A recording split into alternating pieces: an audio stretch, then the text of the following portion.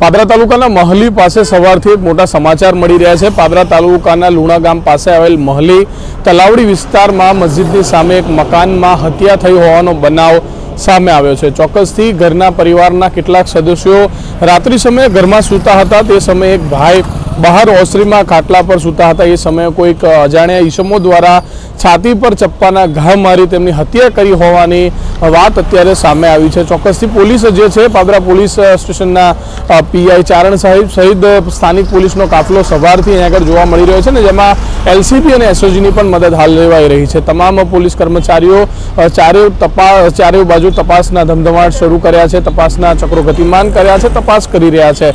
હત્યારાઓ બહારના હતા કે આજુબાજુના વિસ્તારના હતા કે કયા કારણોસર તેમની હત્યા કરવામાં આવી છે, તમામ દિશાઓમાં પોલીસ હાલ તપાસ કરી રહી છે। પાદરાના ચોકારી ગામમાં લૂંટ વીથ હત્યા તેમજ પાદરાના ઉમરામાં પણ હત્યા બાદ પાદરા તાલુકામાં સતત આ મહલી પાસે ત્રીજો હત્યાનો બનાવ સામે આવ્યો છે। હાલ સવારથી જ ચારણ સાહેબ સહિત પોલીસનો કાફલો આ હત્યાના બનાવને લઈને તપાસના કાર્યો કરી રહ્યા છે।